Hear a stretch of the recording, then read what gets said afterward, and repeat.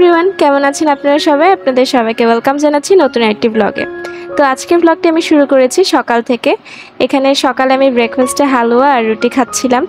এই হালুয়াটা মামুনি প্রায় সময় বানায়, কারণ আমার হাজব্যান্ড পছন্দ করে, তো বাসায় প্রায়ই এটা বানানো হয়। আর এটা যতদিন পর্যন্ত থাকবে আমি প্রত্যেকটা দিন পারলে আমি সকালবেলা এই হালুয়া দিয়ে ব্রেকফাস্ট করব। এটা একদম রিচুয়াল হয়ে দাঁড়িয়েছে আমার জন্য। তো আমি হালুয়া দিয়ে সকালের ব্রেকফাস্ট করছিলাম। তো এরপর আমি পুরি দিয়ে হালুয়া দিয়ে খেয়েছি। আপনারা কখনো খেয়েছেন কিনা আমাকে কমেন্ট করে জানাবেন। এটা কিন্তু বলতে গেলে একটা আমার কাছে খুব ভালোই লাগে এই ফুড কম্বিনেশনটা, পুরি দিয়ে হালুয়া দিয়ে। তো এটা আমি মজা করে খাচ্ছিলাম। আমার হাজবেন্ড এটা দেখতেছিল যে তুমি এসব মাঝে মধ্যে কি অদ্ভুত টাইপের কম্বিনেশন বানাও, কোন এরকম যে শুধু আমি একাই করি তা না, আমার হাজবেন্ডও মাঝে মধ্যে এরকম করে, সেটা আপনার ভিডিওর মধ্যেই দেখতে পাবেন কিছুক্ষণের মধ্যে। তো এখানে আমি মজা করে আমার ব্রেকফাস্টটা করছিলাম। আমি সকালবেলায় ট্রাই করি বেশিরভাগ সময় আমার ব্রেকফাস্টটা একটু হেভিভাবে করার, যাতে আমি সারাদিন এনার্জেটিক থাকি কাজ করার জন্য। তারপর আমার ব্রেকফাস্ট শেষ করে আমি এখানে দুপুরের লাঞ্চে প্রিপারেশনের জন্য চলে এসেছি। আজকে আমি রান্না করব মুড়ি ঘন্ট। তো মুড়ি ঘন্টের জন্য এখানে আমি মুগের ডাল সেগুলো নিয়ে নিচ্ছি। মুগের ডালটা আমি হালকা করে ভেজে নিব। ভেজে নেওয়ার পর আমি এটা দিয়ে মুড়ি ঘন্ট রান্না করব। আর মুড়ি ঘন্ট রান্না করার অ্যাকচুয়ালি প্ল্যান ছিল না। হঠাৎ করে দেখলাম যে মাছ বের করতে গিয়ে দেখলাম অনেকগুলো মাছের মাথা জমা হয়ে গেছে। তো ভাবলাম যে এই মাছের মাথাগুলো দিয়েই মুড়ি ঘন্ট বানিয়ে ফেলি। আর এই মাথাগুলো অনেক দিন ফ্রিজে থাকার কারণে হয়েছে কি, যে এই মাথাগুলো থেকে আমি ভাবছিলাম যে কোনো আষ্টে গন্ধ আসে কিনা, কারণ ফ্রিজে অনেক দিন ধরে মাছ পড়ে থাকলে সেক্ষেত্রে মাছের থেকে একটা রান্নার পরও অনেক সময় আষ্টে একটা গন্ধ থাকে। আর আমি মাছের মধ্যে যদি কখনো আষ্টে গন্ধ পাওয়া যায়, আমি এই মাছটা একদমই খেতে পারি না, আমার বমি চলে আসে। তো আমি এটাই প্ল্যান করছিলাম বলতে চিন্তা করছিলাম, যখন আমি এই ডালটা হালকা করে ভেজে নিচ্ছিলাম, যে রান্না তো করব ভাবলাম, এখন যদি এটা রান্না করতে না পারি, যদি একটা বাজে গন্ধ আসে তখন কি করব। তো সমস্যা নেই, ব্যাপার না, যেখানেই সমস্যা সেখানেই সমাধান। আমি এখানে সমাধান বের করে নিয়েছি। এই মাছের আষ্টে গন্ধ, মানে পুরনো মাছের আষ্টে গন্ধ দূর করার জন্য এখানে আমি মাছের মধ্যে হালকা আটা দিয়ে দিয়েছিলাম। এর মধ্যে আমি লেবু চিপে দিয়েছি, লেবুর রস, আর সামান্য হলুদ, আর এই যে পানি। এটা দিয়ে আমি কিছুক্ষণ ভালোভাবে মাছটাকে সুন্দর মতো করে মাখিয়ে নেব। মাখিয়ে নেওয়ার পরে এই যে এই পানিটার মধ্যে আমি মাছটাকে কিছুক্ষণ ভিজিয়ে রাখবো। এতে করে পুরনো মাছের যে আষ্টে একটা গন্ধ থাকে, যেটা অনেকে পছন্দ করে না, মানে পছন্দ করে না বলতে অনেকে সহ্যই করতে পারে না, যেমনটা আমি। রান্নার পরে যদি পুরনো মাছ থেকে এরকম গন্ধ আসে, আমি সেটা একদমই খেতে পারি না, উল্টা আমার বমি চলে আসে।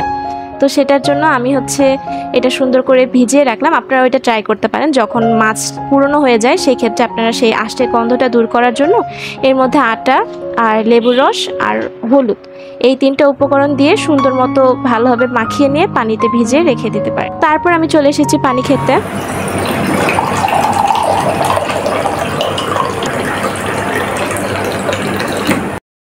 এখন যেই পরিমাণে গরম পড়ছে, মানে একদম টোটালি আনবেয়ারেবলভাবে গরম পড়ছে, আপনারাও ট্রাই করবেন সবসময় হাইড্রেটেড থাকার। পানি খাবেন সবসময়, ডাবের পানি বা শরবত, যেটাই পারেন না কেন, যেটাই আপনাদের কাছে ইজিলি অ্যাভেলেবল হবে সেটাই আপনারা সবসময় কনজিউম করার ট্রাই করবেন, হাইড্রেটেড থাকার ট্রাই করবেন। তো তারপর আমি চলে এসেছি আমার বিছনাটা গুছাতে। এখানে আমি আজকে বেডশিট চেঞ্জ করব। তো এখানে বেডশিটের পিলো কভারগুলো আমি ফার্স্টে চেঞ্জ করে নিচ্ছিলাম। পিলো কভারগুলো চেঞ্জ করার পরপরই বেডশিট চেঞ্জ করতে আমার এত প্যারা লাগে, আমার কাছে মনে হয় যে এটা একটা কঠিন একটা টাস্ক আমার জন্য, বেডশিট চেঞ্জ করা। তো এখানে আমি পিলো কভারগুলো সবগুলো চেঞ্জ করে ফেলেছি, এগুলো আমি এখন সরিয়ে রাখবো। তারপর আমি এই যে এই কাঁথাটা আমি এখন গুছিয়ে নিচ্ছি। এই কাঁথাটা মামুনির বানানো, এত নরম আর এত বলতে গেলে আরাম, এই কাঁথাটা ছাড়া আমার ঘুম হয় না। তো এই কাঁথাটাও আমি গুছিয়ে নিচ্ছি, এরপর আমি বেডশিট চেঞ্জ করে ফেলবো।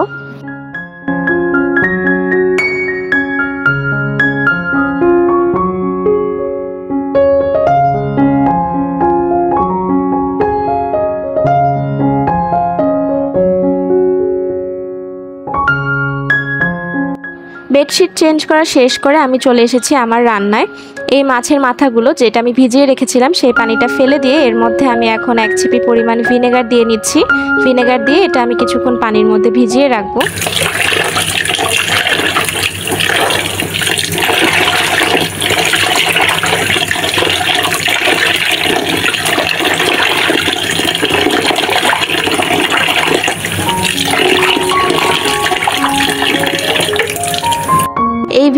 মেশানো পানির সাথে মাছের মাথাগুলোকে ভালোভাবে ভিজিয়ে রাখতে হবে, যাতে করে যে বাজে স্মেলটা আসে সেটা যেন না আসে। সেজন্য এই ভিনেগার মিশানো পানিটার মধ্যে মাছের মাথাগুলোকে ভালোভাবে ডুবিয়ে রাখতে হবে। বেশিক্ষণ রাখার প্রয়োজন নেই, জাস্ট 1-2 মিনিটের মধ্যেই হয়ে যাবে। পানিটা ফেলে দিয়ে এর মধ্যে আমি এখন মাছের মাথাগুলো ভেজে নিব। সেজন্য আমি হলুদ আর লবণ দিয়ে মাথাগুলো মেখে নিচ্ছি, এরপর আমি মাথাগুলো তেলে ভেজে নিব।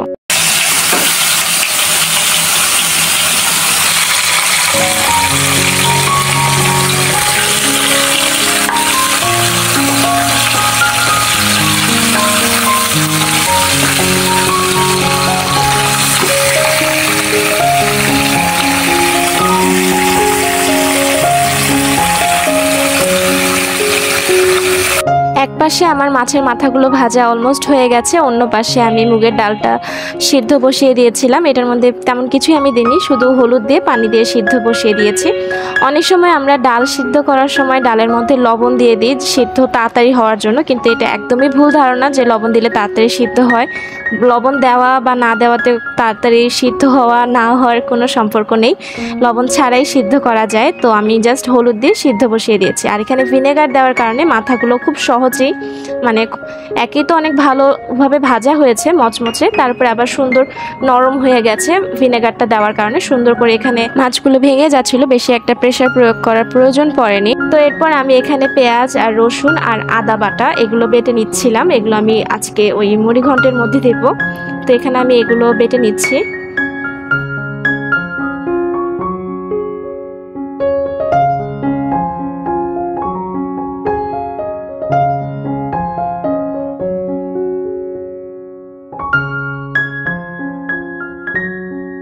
ব্লেন্ডারের মাধ্যমে অনেক তাড়াতাড়ি রান্না হয়ে যায়, এটা ঠিক কথা, এটা কেউ ডিনাই করতে পারবে না। কিন্তু ব্লেন্ডারের থেকে আমার কাছে মনে হয় কি যে ট্রেডিশনাল ওয়ে, যেখানে এই শিলপাটায় মশলা একদম পিষে মশলা বেটে রান্না করলে আমার কাছে মনে হয় যে রান্নার যে টেস্ট সেটা আরও বেশি ইনহ্যান্স হয়, অনেক সুন্দর মানে একটা ফ্লেভার আসে, আর টেস্টের ক্ষেত্রেও অনেক বেশি টেস্টটা বেড়ে যায় আর কি।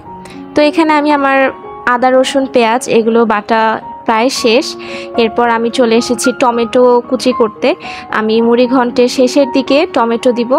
তো এখানে আমি একটা পাকা টমেটো নিয়ে নিয়েছি, সেটা আমি ডাইস করে কেটে নিচ্ছি। খুব বেশি একটা ছোট ছোট করার কোনো প্রয়োজন নেই, মানে যখন এটা আপনি মুড়ি ঘন্টটা যখন খাবেন তখন হালকা দাঁতের নিচে পড়বে, তো এভাবে করে খেতে আমার কাছে ভালো লাগে। তো এই জন্য একটু হালকা বড় বড় করেই আমি কাটছি টমেটোগুলো।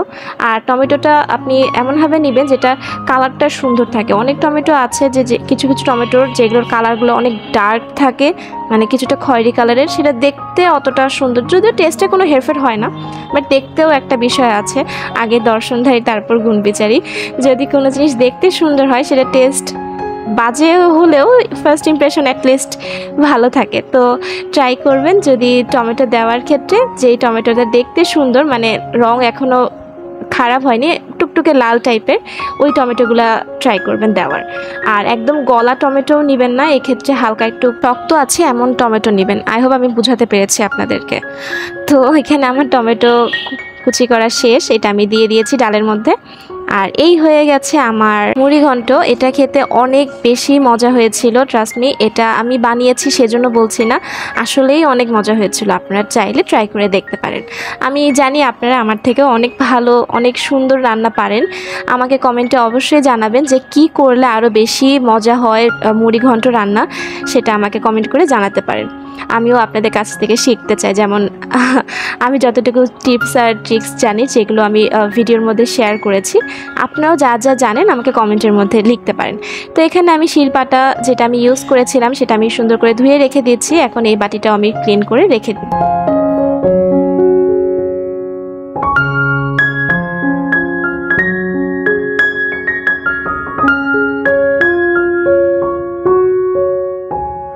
এখানে আমার কিছু বাটি জমা হয়েছিল, সেগুলো আমি ধুয়ে দিয়েছি।